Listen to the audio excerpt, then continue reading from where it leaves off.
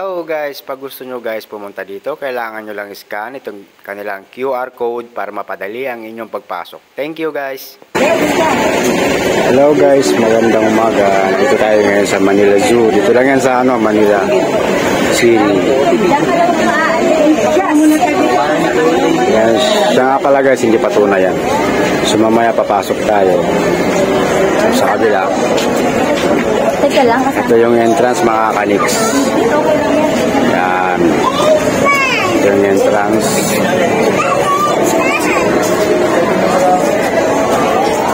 So tara guys, pasok tayo sa loob. So ito na nga guys, nandito tayo sa loob. So kailangan pa mag-register online. Yan, so bago tayo pumasok, register muna tayo online. So hindi ganun kadali palang pumasok dito mga kaniks.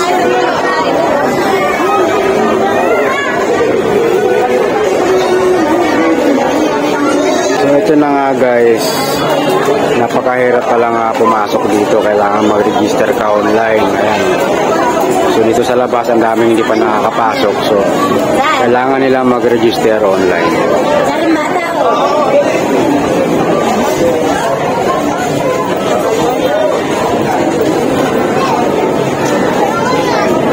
Kaya medyo tambak na yung mga tao dito sa entrance dahil sa pag-register online. So ito na nga guys, naka-register na tayo ng online. So dito na tayo sa information desk. Yan, pasok na tayo dito para sa payment. Hello guys, ito na nga tayo guys, nakapasok na tayo sa loob. Sa wakas, sa haba ng proseso dito sa labas, napasok din natin. So Mabolo 3. So yung elephant nila guys, nandun napakalaki. Ayan. So cute. Yeah. So Asian elephant. Ito na nga guys. Ikot tayo dito sa sa loob.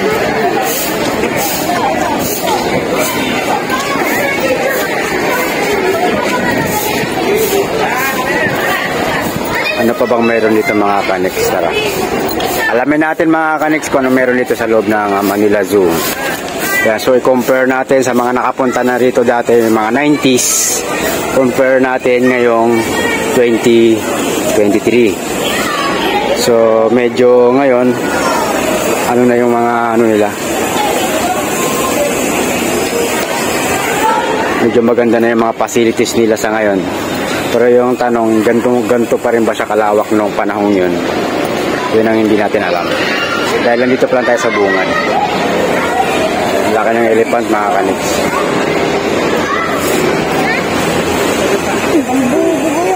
So yan na yung elephants guys. Yan yung elephant, palapit na siya dito. Ito na nga mga kaniks, hinahanap ko itong hippopotamus. Hindi ko makikita. Yan, hindi ko siya makita dito. Pero nakasulat siya rito sa pader. Yan. I don't know where is he or she.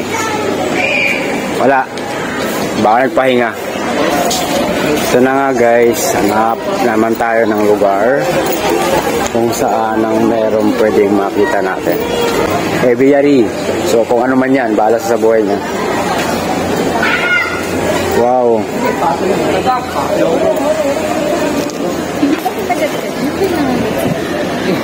Wow, ang galing. Yan ba yun?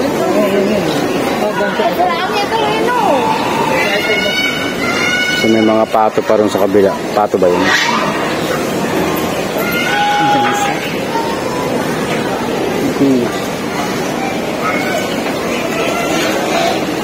Tara guys, lipat tayo. So ito yung pictures niya. Yan. So yun na nga guys, yung mga ano yung pakpak nila, nakaangat yung mga pakpak nila. So ano kayang ibig sabihin niya man? Ibig sabihin niya mga kaniks, siguro nagpapainit sila. So ito na nga guys, ikot tayo dito sa kabila naman. Alamin pa natin kung anong meron dito.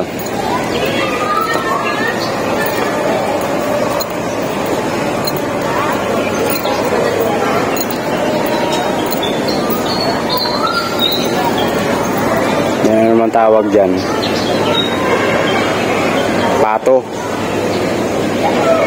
Gansa. Gansa.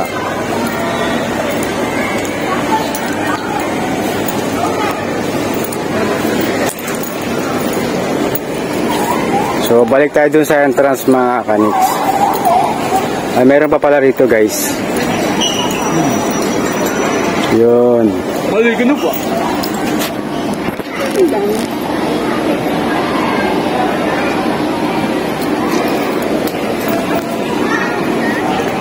Ito naman guys, ang daming peacock sa baba. Ayan.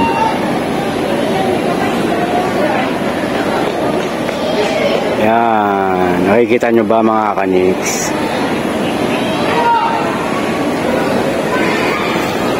Yan, let's go guys, go back at the entrance. So ito siya guys, oh. Yan. Indian blue, yan.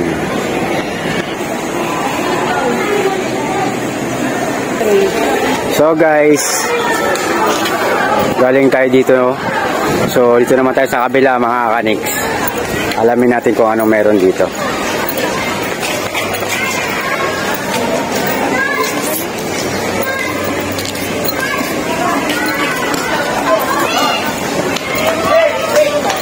Ang dami mga bata rito. Pambata talaga siya.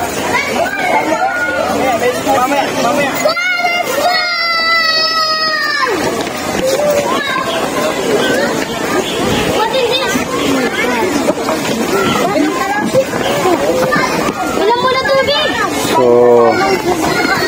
ano pa bang meron dito?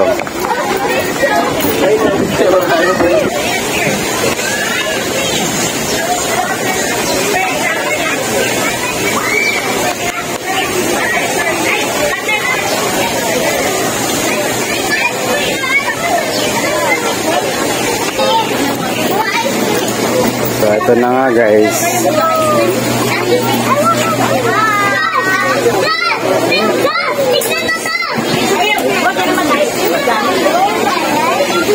Ano pa bang meron dito?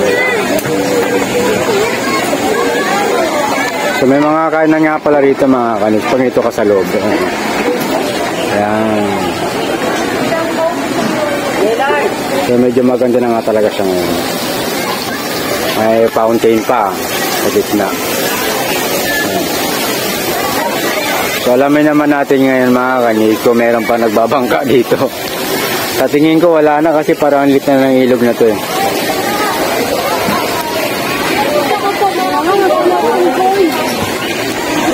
Ayan guys, ang daming isda.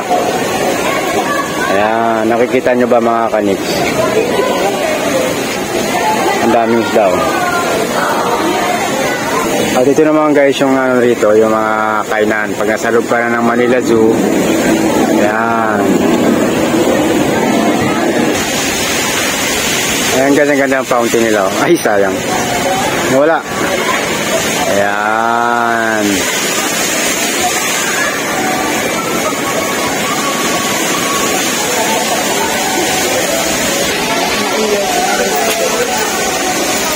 Ikot-ikot pa tayo guys. So, discovery pa natin kung anong meron pa dito. At ito naman guys, yung reptile house nila. Ayan. So, tingnan natin kung meron nga ba talaga. Meron pa ba?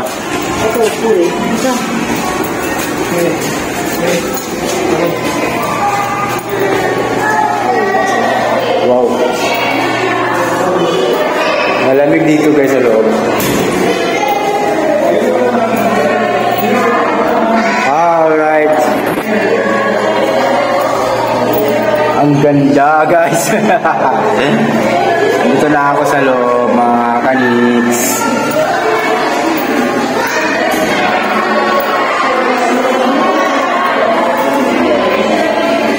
So ito yung turtle.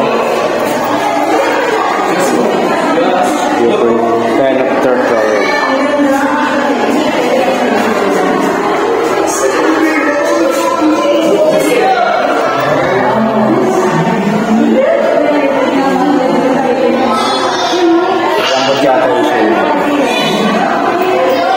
Ito naman yung isa guys. Say hi.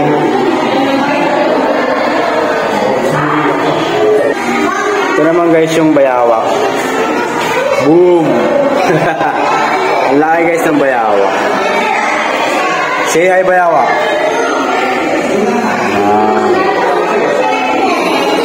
Ang laki ng bayawak.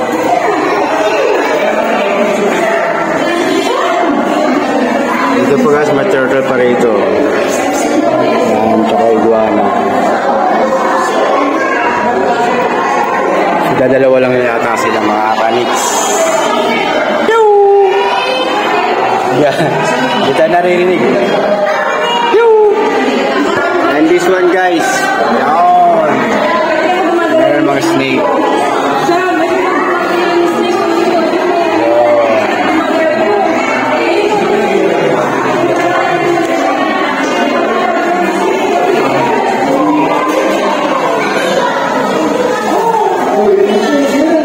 Laki.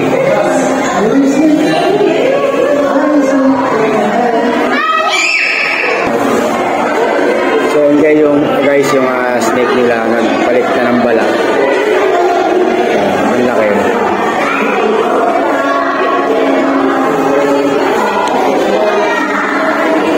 Ito naman guys yung turtle nila. Kita ba?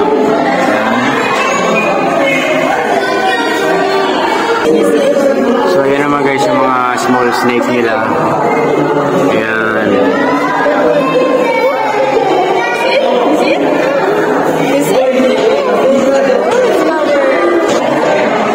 Ayan guys yung laking snake nila.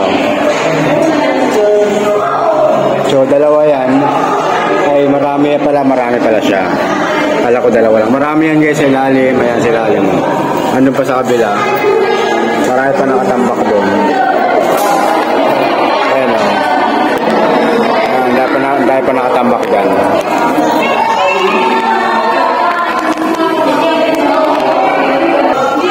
Ito naman yung gustong-gusto ko guys. Ang ganda niya kasi. Akala mo plastic lang siya. Akala mo siya plastic na inilagay dyan sa pinatong dyan sa kahoy. Red iguana. Ang ganda guys.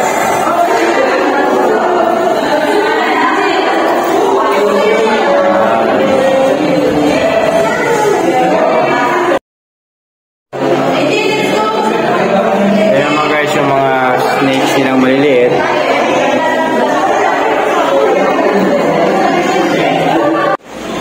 So dito na guys tayo sa zebra and ostrich. Ayan.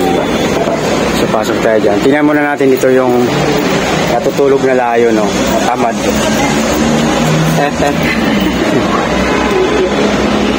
So ayan guys yung mga layo, no? Nakatulog. Pagod na siguro. Lalaki.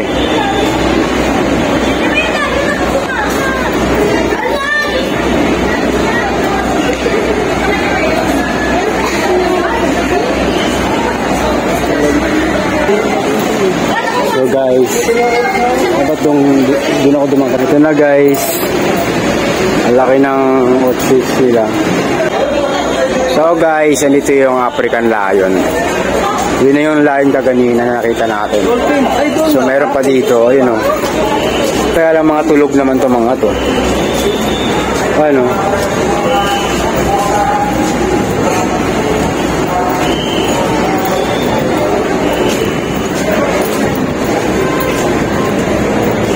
Ayan siya guys, oh. Ayan.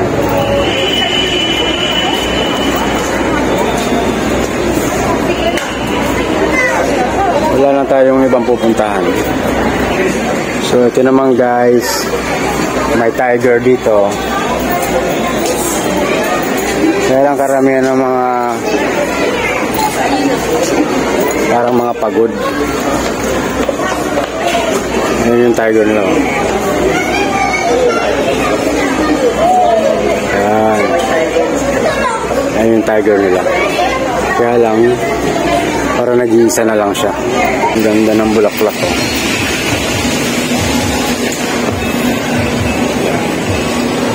Ibang kulay.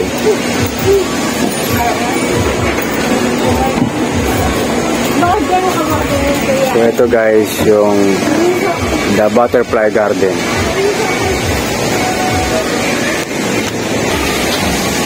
Ito na nga guys.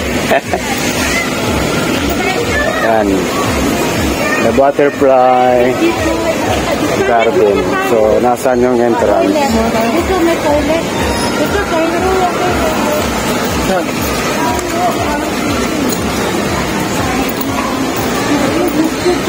Pasok tayo sa entrance guys. Okay. Ang galing.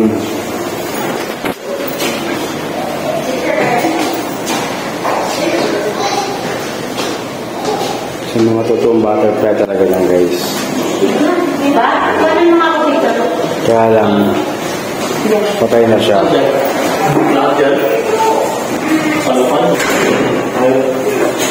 Ayan.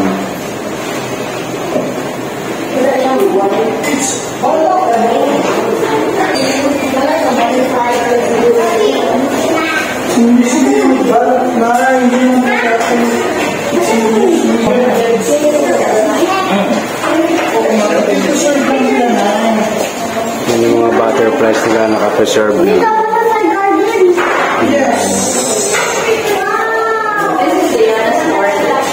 I did preserve.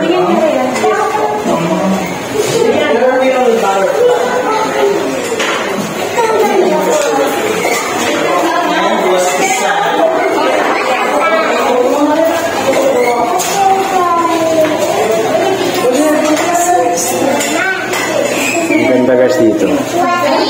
Mga totoong butterfly yan. Mga preserve na sila.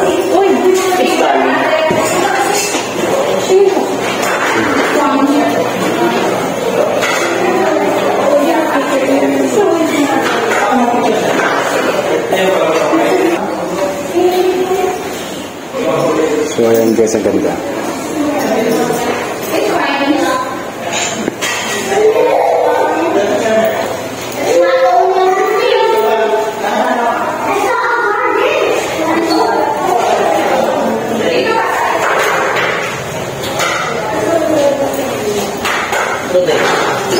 Yan yung mga butterflies nila, mga kaniks. Preserved na.